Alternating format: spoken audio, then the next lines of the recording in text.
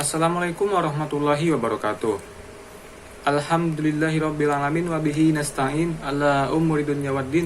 Wassalatu wassalamu ala asrofil anbiya'i mursalin wa ala alihi wa sahbihi ajma'in.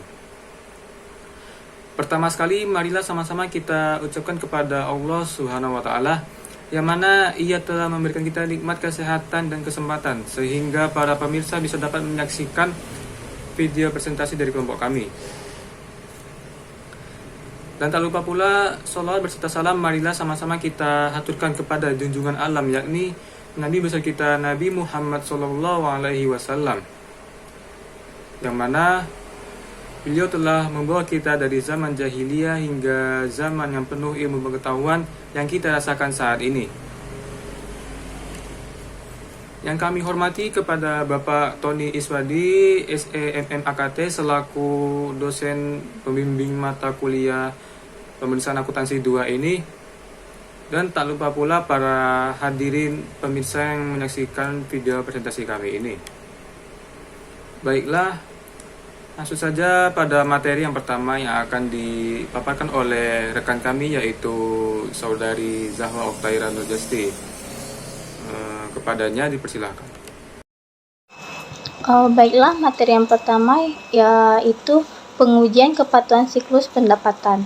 1. Pengertian siklus pendapatan. Siklus pendapatan adalah rangkaian aktivitas bisnis dan kegiatan pemrosesan informasi terkait yang terus berulang dengan menyediakan barang dan jasa kepada pelanggan dan menagih kas sebagai pembayaran dari penjualan-penjualan tersebut.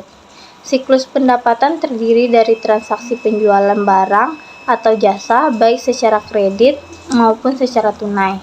Retur penjualan dan penghapusan piutang dalam transaksi penjualan kredit jika order dari pelanggan telah dipenuhi dengan pengiriman barang dan penyerahan jasa untuk jangka waktu tertentu, perusahaan memiliki piutang kepada pelanggannya. Yang kedua, sistem akuntansi dalam siklus pendapatan. Siklus pendapatan terdiri dari berbagai sistem akuntansi, yaitu sistem penjualan kredit, sistem penjualan tunai, sistem retur penjualan, sistem penghapusan piutang. Yang ketiga yaitu fungsi yang terkait pada siklus pendapatan. Fungsi setiap unit organisasi yang terkait dalam siklus pendapatan diuraikan berikut. Yang pertama, bagian order penjualan. Dalam sistem penjualan kredit, bagian ini berfungsi menerima surat order dari pembeli, mengedit order dari pelanggan untuk menambah informasi yang belum ada pada surat order tersebut, seperti spesifikasi barang dan rute pengiriman. Meminta otorisasi kredit, menentukan tanggal pengiriman, dan dari gudang mana barang akan dikirim, dan mengirim surat order pengiriman. Yang B, bagian kredit. Bagian ini berada di bawah Departemen Keuangan yang fungsinya meneliti status kredit pelanggan dan memberikan otorisasi pemberian kredit kepada pelanggan. Yang C, bagian gudang. Bagian ini berfungsi menyimpan barang dan menyiapkan barang yang dipesan oleh pelanggan, serta menyerahkan barang ke bagian pengiriman. Yang D, bagian pengiriman. Dalam sistem penjualan kredit, bagian ini berfungsi untuk menyerahkan barang atas dasar surat order pengiriman yang diterima dari bagian order penjualan. Yang E, bagian penagihan. Bagian ini berfungsi membuat dan mengirimkan faktur penjualan kepada pelanggan, serta menyediakan kopi faktur bagi kepentingan pencatatan transaksi penjualan oleh bagian piutang, bagian kartu persediaan dan kartu biaya, bagian jurnal, buku besar, dan laporan keuangan. Yang F, bagian piutang. Bagian ini berfungsi mencatat piutang yang timbul dari transaksi penjualan kredit, pencatatan berkurangnya piutang karena transaksi retur penjualan, penerimaan kas dari piutang, penghapusan piutang yang tak tertagih, dan membuat serta mengirimkan pernyataan piutang kepada debitur. Yang G, bagian kartu persediaan dan kartu biaya. Bagian ini berfungsi mencatat harga pokok produk jadi yang dijual di dalam kartu persediaan dan mencatat harga pokok produk jadi yang dikembalikan oleh pembeli dalam transaksi retur pembelian. Yang bagian H yaitu bagian jurnal, buku besar, dan laporan. Bagian ini berfungsi mencatat transaksi penjualan kredit dan penjualan tunai di dalam jurnal penjualan dan transaksi retur penjualan, dan penghapusan piutang di dalam jurnal umum. Yang I, bagian penerimaan barang. Bagian ini berfungsi menerima barang, baik yang berasal dari transaksi pembelian maupun yang berasal dari transaksi retur penjualan. Yang J, bagian kasa. Bagian ini berfungsi menerima kas dan pembeli. Bagian ini berfungsi menerima kas dari pembeli dan menyetorkan ke bank. Baik, terima kasih. Selanjutnya akan dipaparkan oleh rekan kami yaitu Saudari Ilva Mardia Mungkur. Kepadanya dipersilahkan. Saya akan melanjutkan penjelasan dari Saudari Zahwa yang mana nomor 4, dokumen yang terkait pada siklus pendapatan. Dokumen yang digunakan dalam siklus pendapatan dibagi menjadi dua golongan. Dokumen sumber source documents, yaitu dokumen yang dipakai sebagai dasar pencatatan ke dalam catatan akuntansi, dan dokumen pendukung corroborating documents atau dokumen penguat, yaitu dokumen yang membuktikan validitas terjadinya transaksi. Berbagai tembusan surat order pengiriman terdiri dari 1. Surat order pengiriman, 2. Tembusan kredit atau kredit copy, 3. Surat pengakuan atau acknowledgement copy, 4. Surat muat atau bill of lading, 5. Slip pembungkus atau packing slip, 6. Tembusan gudang atau warehouse copy, 7. Arsip pengawasan pengiriman sales order follow up copy, 8. Arsip indeks silang atau cross index file copy. Faktur penjualan merupakan dokumen yang dipakai sebagai dasar untuk mencatat timbulnya piutang. Berbagai tembusan faktur penjualan terdiri dari A. Faktur penjualan, B. Tembusan piutang, C. Tembusan jurnal penjualan, D. Tembusan analisis, E. Tembusan pramuniaga. Dalam transaksi penjualan tunai, dokumen-dokumen yang digunakan adalah sebagai berikut. 1. Faktur penjualan tunai, 2. Pita register kas, 3. Bukti setor bank. Dalam transaksi retur penjualan, dokumen yang digunakan adalah 1. Memo kredit, 2. Laporan penerimaan barang. Dalam transaksi penghapusan piutang, dokumen-dokumen yang digunakan adalah A. Bukti memorial, B. Surat keputusan Direktur Keuangan tentang penghapusan piutang. 5. Catatan yang terkait pada siklus pendapatan. Catatan akuntansi yang digunakan dalam siklus pendapatan adalah 1. Jurnal penjualan. Catatan ini berfungsi untuk mencatat transaksi penjualan kredit dan penjualan tunai berdasarkan dokumen sumber faktur penjualan tunai dan faktur penjualan. 2. Jurnal penerimaan kas. Dalam siklus pendapatan, catatan ini digunakan untuk mencatat transaksi penerimaan kas dari penjualan tunai berdasarkan dokumen sumber faktur penjualan tunai. 3. Jurnal umum.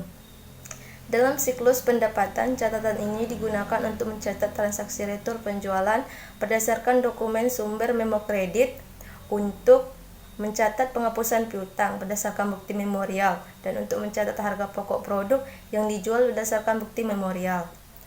4. Kartu piutang. Dalam siklus pendapatan, catatan ini berfungsi sebagai buku pembantu yang digunakan untuk mencatat bertambah dan berkurangnya piutang kepada debitur tertentu berdasarkan dokumen sumber faktur penjualan, memo kredit, dan bukti memorial. 5. Kartu persediaan.